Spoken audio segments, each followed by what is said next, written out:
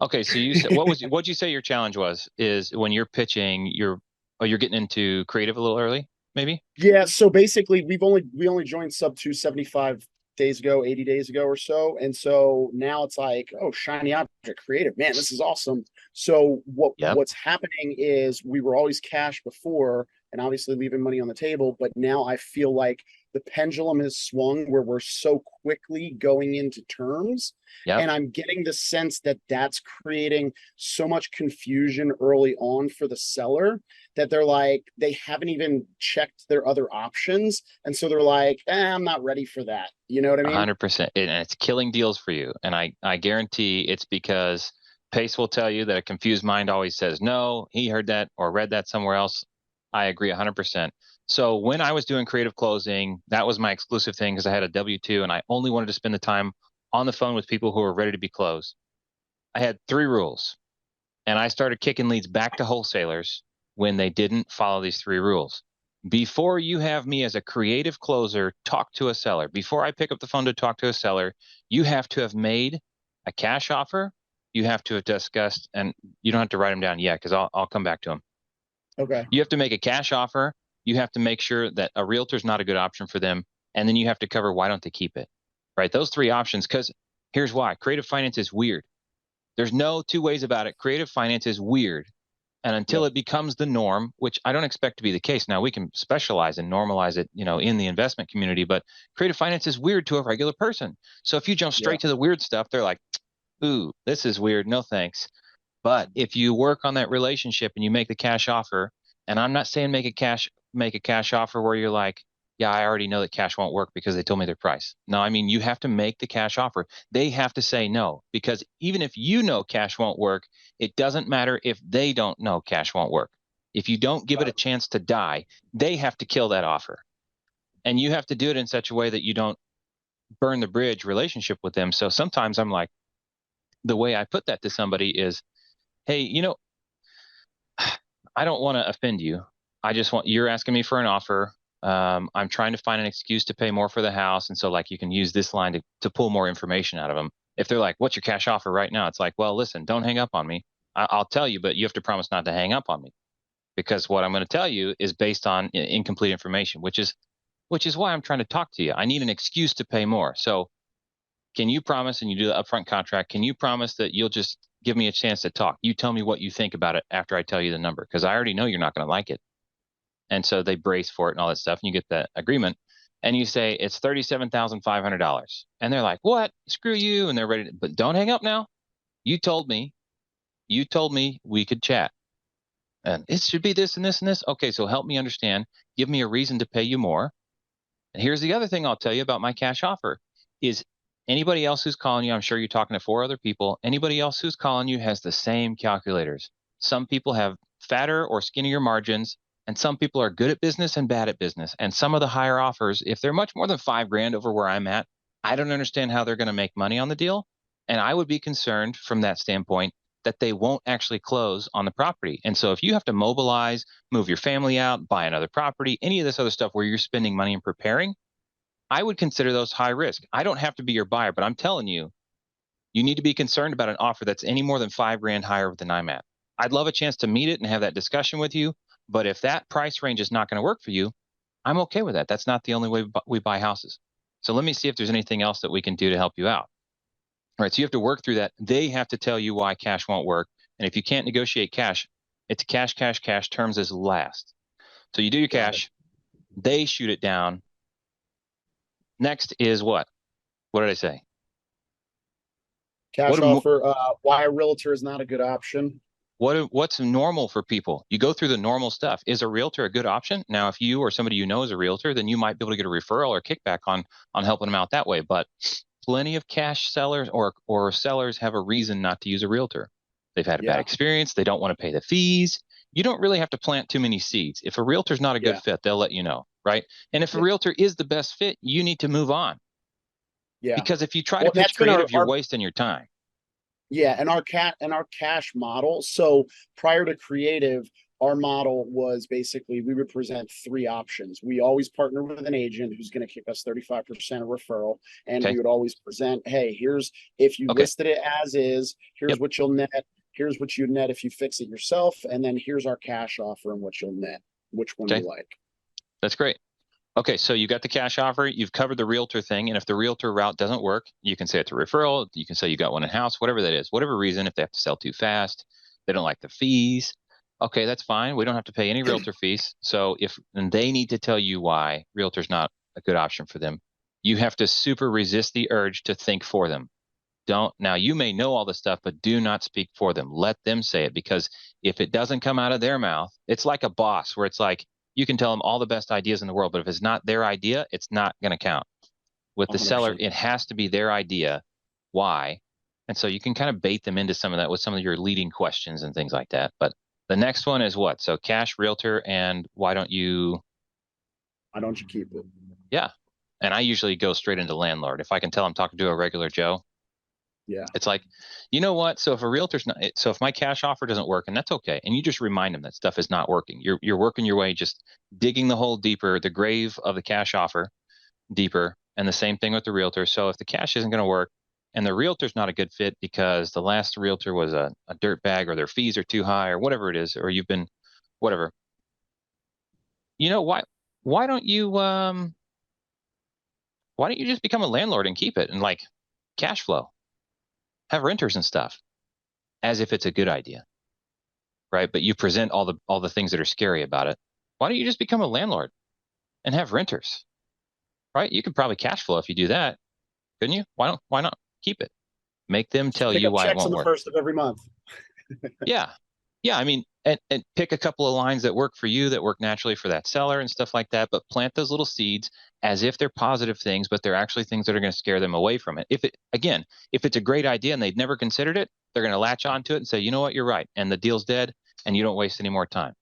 We're in the business of disqualifying bad leads, right? Get Yep. them out of the way so you can move on to the next one. Courting someone who's never going to marry you is a waste of time, everybody's time and money. So Yep. give them the idea. If it works, cool. Cash didn't work, that's your primary model.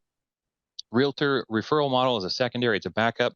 Keeping it is just you clearing the pipeline before it gets to creative. So when they can tell you why cash doesn't work, realtor doesn't work, keeping it doesn't work, and they still want to sell, now you have a creative deal in your hands. They still want or need to sell after all the other options are exhausted, because now you have permission to say, well, you know what? We buy properties several different ways. What is it you're really trying to accomplish? And now you get into the story of the deal for the person. They need to know, you need to know, in order to effectively close, you need to know what it is that they need to accomplish. And I just did a video on requirements analysis, and like functional versus non-functional requirements on my YouTube. The example I used, and I'm going to just put you on the spot, is what is the functional requirement of a car? A functional is a must-have, a non-functional is an optional. What's the functional requirement of a car? Engine, transmission, tires, steering wheel. No, think outcomes based. Start over and think about the outcome. What's the functional requirement of a car? It's got to turn on and drive. No. Get you from A to B. A to B. Has to get you from point A to point B. Okay. Got it. Now I'm generalizing, but you do this in an analysis class, and you have to start thinking that way for sellers, right? What if we had a system that put a car at the top of a hill every day and you just had to get to the bottom of the hill? Does it have to have an engine? Do the wheels even have to be round if it's an icy road? No, you can be on a car with no wheels and just slide down. If your entire goal, just think an action movie, right? If your entire goal is to get to the bottom of a hill and a car will get you there, that's the functional requirement. I want some way to get from point A to point B. Is it a functional requirement that it has an engine? No. That could be a non-functional requirement because I want to be able to go up and down hills too. And you connect an engine and a transmission and the tires and all those things become non-functional. Does it have to have AC and windows? No, that's not the functional requirement of the system. So I digress. Coming back to the seller, what is their functional requirement in selling the house? They either want or they need. And when they say on seller finance that I need 5% interest, or I need a 5-year balloon, or I need $25,000 up front, or 50% down, Those are not their functional requirement. You have to see straight through that and understand and not put it back in their face like that's not what you need. But you have to tell them that in some way. So again, we went from cash to realtor to keeping it. Those three don't work, and they can tell you why. Now, when wholesalers brought me leads, I would quiz them on those three things. And if they couldn't tell me why the seller said, because a lot of times they'll say, I already know cash won't work. And I'm like, don't put me on the phone with that person. They need to reject the offer. Yeah, but my I offer. have that conversation with my lead manager all the time. It's like, oh Yep. yeah, it's not gonna work. No, don't sell me. Yeah, it's okay if they say no. In fact, you kind of just want them to say no. So get those things out of the way. And if I pick up the phone, and that's the first three things I'm hashing, because why? Creative finance is weird. And if you don't get the other stuff out of the way and absolutely murder it and bury it, it will come back to haunt you. So I'll get into a conversation with somebody, and I've wasted hours going through how seller finance might work or this, that, and the other, because I'm just really like, I'm hoping to get this closed. This was early on. And then it just doesn't work because they were more curious to learn about creative finance than they were about selling their house. Yeah. And so as you go down that windy road, they're going to say, you know what? I think a cash offer is really what I want. Oh, well, crap. It's nice talking to you. So what was our cash offer? And it's like, oh, that cash offer won't work. So they're not really interested in selling the house. So, and I've done that enough times where I'm like, nope, strict rules on what I'm not going to pick up the phone unless you've gone through those three things. And when I get on the phone, the first three things I'm going to do is say, hi, I'm this weird dude that sits in front of a spreadsheet. So, because they ask who I am and like credibility. So I'll just cut it off and introduce myself up front. Like, hi, I'm Caleb. I'm the numbers dude, the super nerd in the background that kind of just figures out how we can do stuff. The only reason you're on the phone with me is because we already made a cash offer and that didn't work for you. And are you still sure that offer won't work? And they'll probably maybe still have a hint of resentment. I'm like, that's fine. I didn't make the offer. I don't do cash deals. Next, I need you to tell me why a realtor won't work, because before I get down into spending 30, 45 minutes trying to do some math and figure out how we can help you sell your house or how we can be your buyer, I need to know that I'm doing the right work and that we're accomplishing the right thing. Right. And if those three things, and I'll go through all three again at just into the start of the call, if they haven't gone through those things, then I'm gonna like, you know what? Let me have Chris call you back because it sounds like you guys need to have more discussion on that. And I'll push it back, right? Because I do not want cash to come up and assassinate my subto conversation. And if they do bring up, can't we just do a cash offer? I'm like, I don't even know what their number was. But I know their numbers typically don't change. They only put me on the phone to talk with you because you indicated you wanted or needed to sell the house, and the cash offer was not going to work. So if that number's not changing, is that a conversation you want to go back to? Because you can, but that's with Chris and that's not me. Yeah. No. Okay. So help me understand, and this is where I get into the functional requirements. Help me understand, because I got to do math, and there's so many different ways I can do the math. I need to know what you need out of this deal. What is it that you're trying to accomplish? That may be dollars in a bank account, but the dollars in a bank account are for something. You need them for something. Some people want to buy cocaine. Some people want to buy a scooter or pay off a credit card or pay for a wedding. Doesn't really matter to me. If I understand what your story is, I can help build that picture for you. Yeah. And that's where the creative close comes in, is learning their story and finding a way to make the numbers do what it is that they want to do. But again, the down payment is not their functional requirement. Their functional requirement may be, I have a credit card. Here's my functional requirement. I have a flip where I've got a zero interest credit card that's about to run out of zero interest for $20,000. I need $20,000 cash off that flip real quick here. That's my functional requirement, is to pay off that card before it starts getting interest at 22%. Because that's going to hurt, right? Yeah. If you can get that out of me, now you know that there's no way you're going to buy my house on creative finance for less than $22,000 cash at close of escrow. That credit card has to be paid off. That's my functional requirement in selling that house. And now functional requirements, there's one or two, rarely three. If you think there's three, there's probably not. It's usually one or two. So mine on my flip, the credit card, absolutely top priority. Second is my hard money lender. But is my hard money lender actually a functional requirement for me to do the deal? No, because someone could rent it. And if the hard money lender is okay with a sub two or a loan assumption or something like that, it'll rent and cash flow if he's willing to leave the money deployed. I already know it'll cash flow, right? But so you can dig and find that stuff out. But it goes back to, you got to eliminate cash, got to eliminate realtor, got to eliminate keeping it. And now if they still want or need, now you can have the creative finance conversation. And that was like a 15-minute explanation of that thing. But I've trained a lot of people on that, and a lot of people just, it never gets through their heads that you can't jump the gun on creative. It's really exciting, just like some of the more advanced creative finance strategies. They're super fun to think about and learn and underwrite. But dang, the likelihood of you using one of those is pretty rare unless you're exclusively doing creative closings. Yeah, that's the thing. And it's like, I've been a sponge I've been sick for the last week, and over a 3-day period, I probably listened to like 24 hours of pace zooms at 2x speed, Yeah. And all I do is listen to his seller calls. And Yep. I've literally had a seller on the call, like, ask me, like, wait a second, were you on the Bigger Pockets podcast? Because he remembered Pace pitching a story, and I said it like verbatim. So Yeah. like, I'm good with that, and I can have the conversations, but sometimes I get too creative, Oh yeah. and we're jumping the gun. I mean, I even got to the point earlier today where I'm like talking to this guy about, because he needed the cash, but a cash offer wasn't going to make sense. So I'm like, why don't you seller finance it to us, and then we'll teach you how to sell the note to somebody else so you can cash out the note and get your cash, which will work, but it's just a lot of hoops. Yeah, it's a couple of stages too deep for that dude. Yeah, and I spent a lot of my time on the phone teaching people about creative finance because there were so many options, and it's really cool. But in the end, it's just too much, right? So Yeah. when somebody wants to know all the different things I can do, my analogy is like, you remember kindergarten with the 64 box of crayons? Kindergarten, first grade, like whoever got the Oh 64 yeah. pack of colors was like the coolest kid in the room.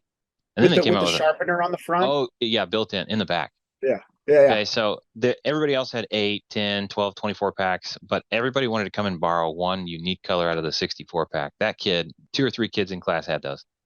Yeah. What I'm telling you is like creative finance, and I'll tell this to a seller, the same story that I'm telling you. Creative finance is my 64 pack of crayons. I've got all the colors that I need to color any picture you want to color. But if you're asking me to tell you all the different pictures I can color with 64 pack of crayons, we're going to be here all day. I don't know which one you need me to draw. I need information from you. So I'm sorry if it feels like I'm prying, but I gotta understand what it is we're trying to accomplish. I need you to tell me what picture I need to draw for you. I'm a great artist, great with the numbers. I got a 64 pack of crayons. I can color you any picture you want, but I need to know what it is you're going to do, because I can't possibly color all the possible combinations of pictures you can draw with a 64 pack of crayons. Yeah. Meanwhile, I come from the group of the poor kid that had the 2 pack of crowns that your mom got from the Denny's from breakfast over the weekend. I'm like, I got cash and cash. Yeah, and Which they one will crumble work when for you you? use them. Yeah, it's like dust. You're like, what is going on here? Yeah, No, that's so really helpful, I think that's a really common problem. People get excited about creative and jump the gun, and they kill the whole lead, because once you go past cash, it's hard to go back to it.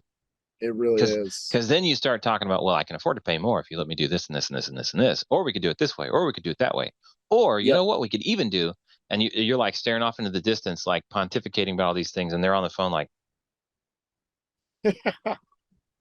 all right, They just slowly hang up and you don't even realize it. oh yeah, yeah, you're like pacing around your office, like, and then we could, then we could create 2 or 3 seller finance notes and sell one off at like a 12% discount, 8% no, 12% discount. That'd get you like a 15,000 cash in your pocket, and then you'd still have another note in your another note that's earning you 8%. Like, what the heck are you talking about? It's cool and it works, but it's not for like the regular Yeah. Joe. Yeah, for sure, man. That's hilarious. I No, say it's that good. because It's I've good. been there. I've done it. I'm the idiot Yeah. that's done that, so I can say it firsthand. Yeah. Well, I feel like anybody that's like actually doing the business and out there like grinding at it, all kind of goes through this stage, you know what I mean? But it's like, it's something, and obviously I haven't watched every Zoom that Pace has done, but I feel like it's not really talked about so much, but there is the shiny object syndrome where you're like, oh, there's all these cool things. But you know, I'm trying to, like, my main thing is I'm trying to diagnose like all of these different things, and mainly like the conveyor belt that we're building, and okay, like where is the real bottleneck, and not misdiagnosing the bottleneck. You know, it's like you don't want to change something that's working okay when you should be changing something else somewhere else in the conveyor belt. And so just hearing from somebody else that has the experience, you know, is definitely super helpful. But I did have one other question for you that you might be able to. Bro, if you're not seeing the clip, I had to there's an spotlight you, bro. Instagram clip. Oh man, I didn't even. Hey, I didn't even have my camera pulled out. It was in the background. I had to spotlight you peeling the banana.